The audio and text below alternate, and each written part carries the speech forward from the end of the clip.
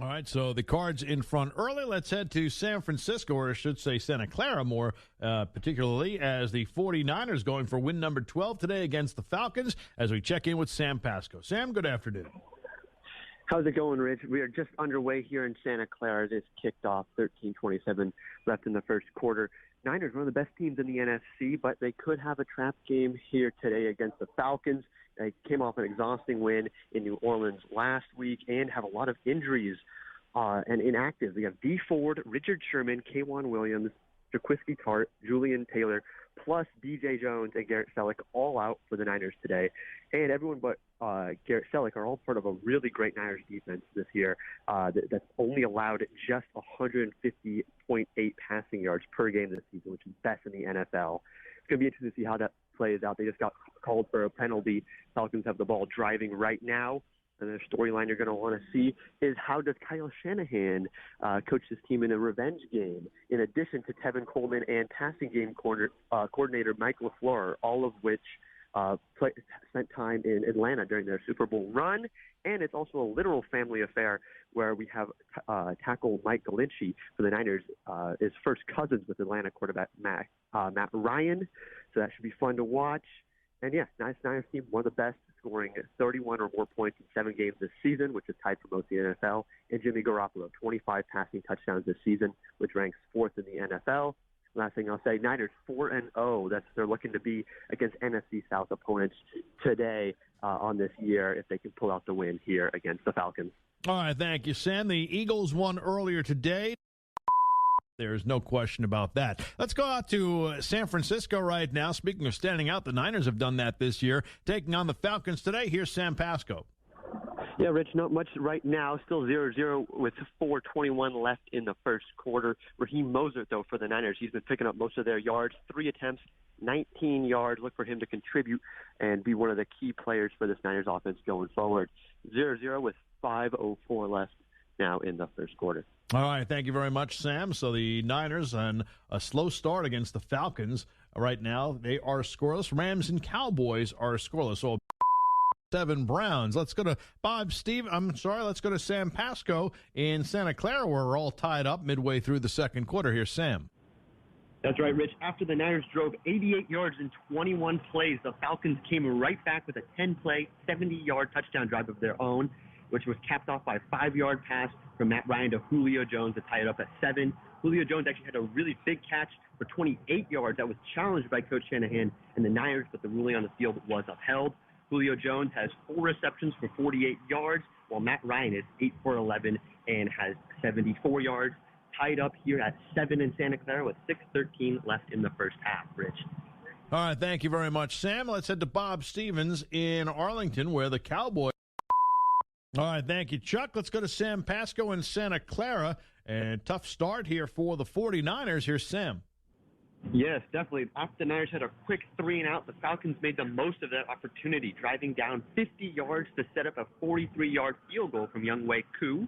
The Falcons almost had a chance at a touchdown, but after late pressure from Nick Bosa and another failed challenge in this game, this time by Falcons coach Dan Quinn, to get a pass interference on Emmanuel Mosley on Julio Jones, the Falcons are up right now just by a field goal, 10-3, with just under 2 minutes to go in this game. Matt Ryan, 11 for 16 with 93 yards, while Julio Jones has 5 receptions for 56 yards. Jimmy Garoppolo on the field right now, just a measly 36 yards for 7 of 14 passing. Falcons up 10-7 with 1:48 left to go in the second half. All right, so big surprise thus far. The Falcons at 4-9, who have been playing better in the second half of the season, but going into Santa Clara right now and lead the 49ers by 3. Let's head to Mike Bauer right now in Arizona, third.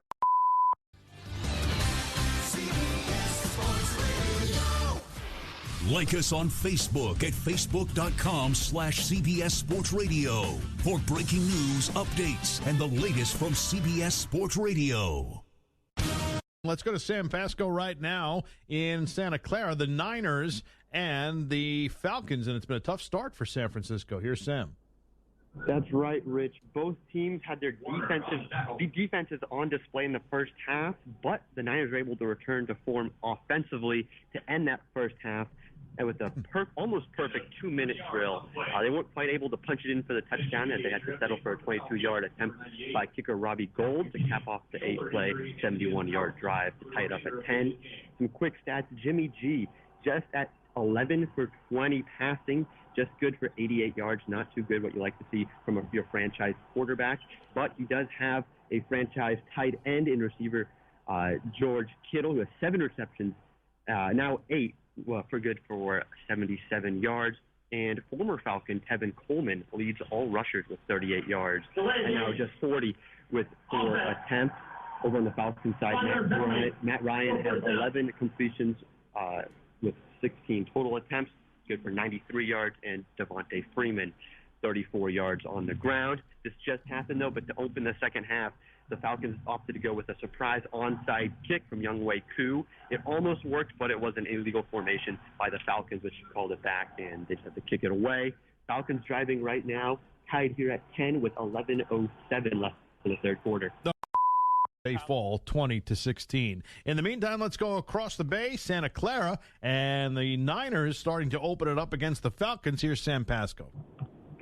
Yeah, not much to say about this game for most of the second half. Both teams were exchanging punts and just a field goal in the third quarter, and we had a fumble by Matt Breida. Didn't result in any points for the Falcons. But this game just got interesting here in the fourth quarter as the Niners broke out of their offensive rut with a Jimmy G 2-yard passing touchdown to Kyle Juszczyk that came off a fumbled punt by the Falcons that Juszczyk actually recovered himself. Note, though, Robbie Gold did not make the PAT, so it was only a 19-10 lead.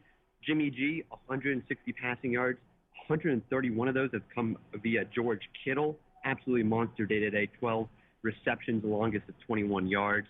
He's looking great, but now we're just having the Falcons making this game even more interesting, just scoring by an Olesen touchdown, 1-yard run. Current score is 19-17 with Niners leading with just 5:15 left in the game. All right, thank you very much, Sam Pasco in Santa Clara. Let's head to Dallas. What a day it is. It's the ref who's at fault here. All right, here's a couple of updates. Falcons, 49ers. Sam Pasco, what do you got for us? Niners, after they drive 88 yards in 21 plays, the Falcons just came right back with a touchdown of their very own, a 5-yard pass to Julio Jones from Matt Ryan to tie it up at 7. Julio Jones had a big play of 28 yards that was actually challenged by Coach Shanahan, but it was upheld on the field. Jones has 4 receptions for 48 yards, while Matt Ryan is 8 for 11 for 74 yards on the day. Tied up here at 7 in Santa Clara, 7:01 left in the second quarter. All right, thank you, Sam. Rams, Cowboys. I'm Anthony Stalter. Alongside me is former NFL general manager Mike Tannenbaum. Let's get an update. Falcons, 49ers. Let's head out to Santa Clara with Sam Pasco. Yes, not much to say about this game for most of the second half, but this game finally broke out of its offensive rut with a Jimmy G 2-yard passing touchdown to Kyle Juszczyk that came off a Ross Dwelly forced fumble on the punt, leading to that. Juszczyk actually recovered that punt himself and then eventually punched it in for the 2-yard reception. The PAT, though, wide left, no good. Jimmy G at 160 passing yards on 18 of 29 passing, and George Kittle looking like a monster today. 12 targets, 12 receptions, 16 targets, and 131 yards. Niners up 19-10 with 8 minutes left in the fourth quarter. All right, thank you, Sam. And that PAT miss by Robbie Gould. Sports Flash. All right, Bill, it's number 5 Utah and 13th ranked Oregon battling it out in the Pac-12 championship game. And with all the details, we go out to Santa Clara and check in with Sam Pasco. Yeah, Utah's offense started off hot after they lost the coin flip, slicing up Oregon's defense for 42 yards on their first 5 plays. But after the Utes elect to go for it on 4th and 1 at Oregon's 33, running back Zach Moss comes up short with no gain and no Utah points. After the turnover, Justin Herbert, Ducks quarterback, leads the Ducks down for a touchdown. C.J. Verdell, 3-yard touchdown for the score. Ducks up 7-0 here with 8 minutes left in the first quarter. All right, Sam, turning to the NBA, third quarter. I'm John Fast. The Pac-12 championship game kicking off a huge weekend in college football as 5th-ranked Utah squares off with number 13 Oregon. And for the very latest, we go out to Levi's Stadium and check in with Sam Pasco. Yeah, after driving 42 yards and 7 plays on their first drive, Utah got out to a quick drive, only going 3 yards and forcing the punt and giving the ball quickly over to Justin Herbert. Herbert immediately got to work and hit Jawan Johnson for a 50-yard reception that put the Ducks on Utah's 1 with just the second play in that drive. Despite the great field position, Utah showed why they have one of the best defenses in the nation and forced the Ducks to settle for a field goal. Utah's next drive started out promising after a Huntley rush for 18 yards on top of a 10-yard holding penalty, but it stalled out and they were forced to punt. Oregon special teams, though, came up big with a Kayvon Thibodeau blocked punt to put Oregon Ducks at Utah's 43. Oregon, they couldn't do much with that great field position and forced the punt eventually on their own 4th down and 29. Utah is currently driving now, but was just intercepted by Brady Breeze. Oregon ball with 35 seconds left, up 10-0 over Utah at the end of the first quarter. All right, Sam, NBA fourth quarter. Sports Flag. Bill, the number five Utah looking to play its way into the college football playoff, taking on 13th-ranked Oregon in the Pac-12 championship game. Not a very good start for the Utes, though. With all the details, we go out to Santa Clara and check in with Sam Pasco. Definitely not. Oregon up here 17-0 here in Santa Clara. After impressive drives by the Ducks to open the game, they got up 10-0. But the Ducks, they stalled with back-to-back punts. But just as the rain began to fall, Herbert connected with wide receiver Johnny Johnson III for a wide-open 45-yard touchdown. Herbert is 9-13 with 140 passing yards and a touchdown, while Utah quarterback Tyler Huntley is 5 for 8 with 51 yards. And Utah running back Zach Moss leads all rushers with 69 yards. Ducks up 17-0 with 8:59 left in the first half here in Santa Clara. All right, Sam, to the NBA. Radio, your home for all things sports 24 Pac-12 championship game in Santa Clara with 5th-ranked Utah taking on number 13 Oregon. The Utes trying to play their way into a top 4 ranking and the college football playoff, but they appear to be doing just the opposite. And with the very latest, let's go out to Levi Stadium and check in with Sam Pasco. That's right. All Oregon here so far tonight with the Ducks shutting out the Utes 20-0 at the half. Utah's offense has been abysmal up until this point with 4 punts and no drive gaining more than 42 yards. While this may be Utah's second consecutive Pac-12 championship, they have still yet to score a touchdown in the game. Quarterback Tyler Huntley is 7 for 12 with just 75 yards in the first half.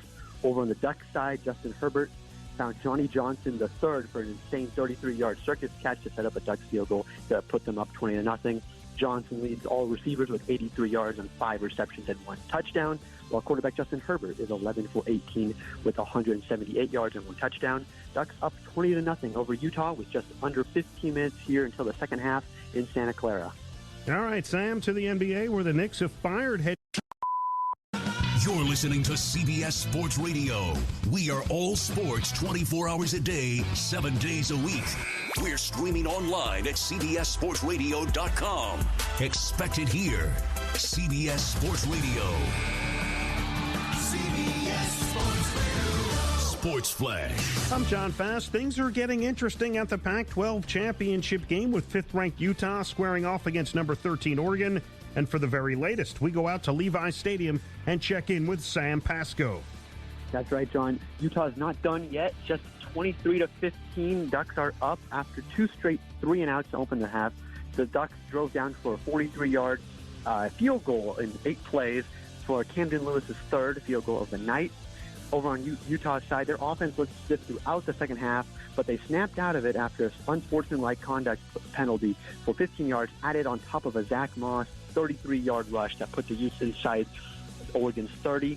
Huntley then found Samson Nakoa for a 25-yard touchdown pass to give Huntley 160 yards and 14 of 21 passing and 2 touchdowns so far tonight.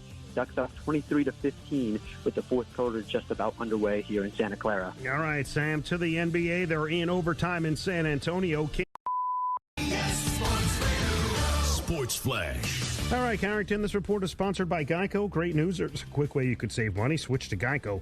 Go to geico.com, and in 15 minutes, you could save 15% or more on car insurance. Number 5, Utah, looking to play its way into the college football playoff as they take on 13th-ranked Oregon in the Pac-12 championship game. And with all the details, we go out to Santa Clara and check in with Sam Pasco.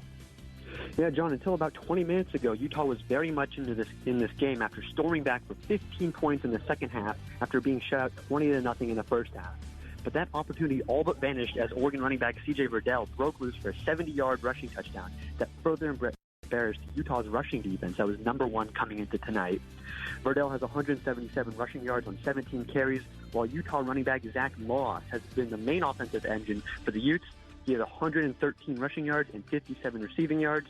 Justin Herbert, the Oregon quarterback, has 193 yards and 1 touchdown. And Utah's quarterback Tyler Huntley has 183 yards and 2 touchdowns. Oregon is up 30-15 here with 3:42 left in the fourth quarter. All right, Sam, to the NBA, 5